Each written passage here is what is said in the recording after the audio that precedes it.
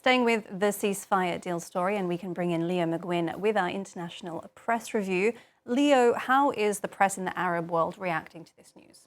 Well, I'll start with the aptly named Arab News. Karis, it's a publication backed by the Saudi royal family. You can see the front page here with the words, "We have a deal." They have this analysis piece on their website this morning as well, posing the question asked by millions, what comes next? The biggest challenge, they say, will be to secure the passage of humanitarian aid and the documentation of war crimes in Gaza. According to this piece, the world should not ignore the fact that Israel committed serious breaches of international law.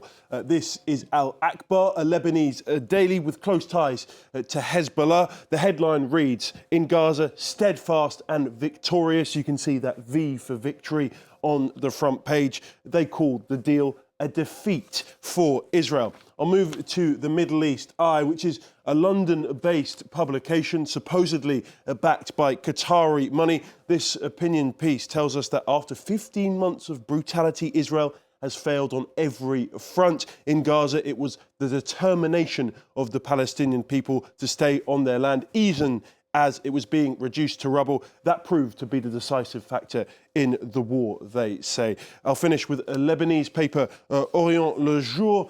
They say that while, of course, look, securing this deal is a great day for all, it took thousands of dead to get there. A ceasefire, but at what cost, they ask. All right, Leo. Well, what about the reaction from the Israeli press?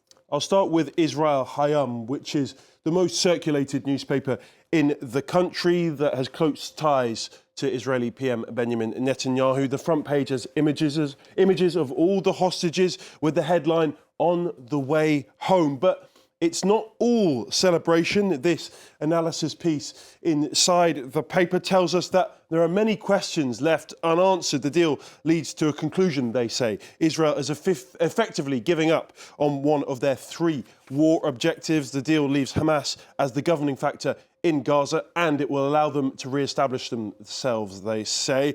And it's a deal that's been condemned by many in the government, mainly Security Minister Itamar Ben-Gvir and Finance Minister Bezalel Smotrich. As you can see in the Jerusalem Post, Smotrich has said that if Israel doesn't return to Gaza after the ceasefire, he will quit. He calls the deal a bad deal as well as dangerous for Israel's national security.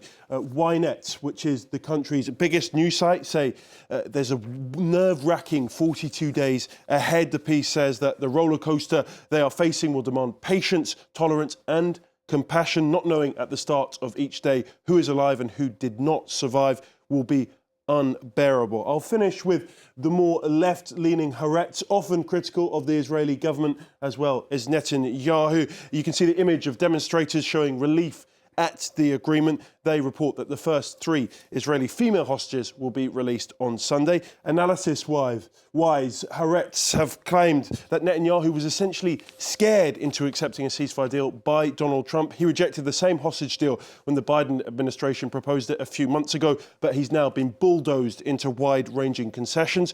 Haaretz also have this, telling Israelis that they must swallow their pride and thank boorish bullying Trump. As the American saying goes, it was a dirty job, but someone had to do it. Haaretz finished saying that it might be true that Trump is a horrible, unstable, dangerous person, but in light of his action regarding the hostages, it's possible that sometimes you just need to speak clearly and do what has to be done without making everything so horribly complicated. All right, well, that's how it's being covered in the Middle East, but what about in the rest of the world, Leo?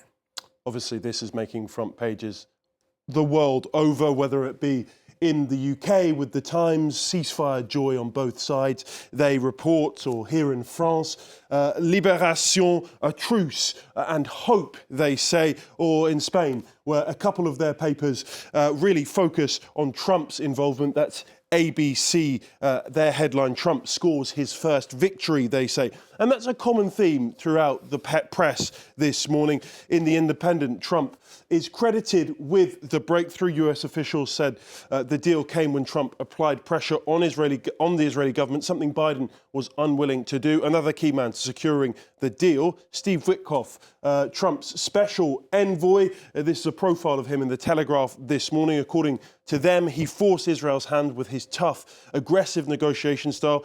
He's said to have told Benjamin Netanyahu that he'd be heading to Israel on Saturday afternoon. When informed that that would be the middle of the Sabbath, his reply was apparently salty and clear. That didn't interest him. Netanyahu duly met him during the Sabbath. This article says that the exchange illustrated how negotiations have been shaken up by the impending Trump negotiation. Talking of credit, Trump isn't the only one who can take credit. According to the New York Times, they have this piece on how President Joe Biden and Trump put aside their history of animosity to get the deal done. The two presidents directed their advisors to work together to push the deal over the line. But the extraordinary collaboration between outgoing and incoming presidents did not stop both from claiming credit for Biden. It represents a final vindication on his watch. For Trump, the deal takes a major issue off the table as he opens a second term, freeing him to pursue other priorities. All right, Leo, thank you for looking at how the press was reacting to that top story.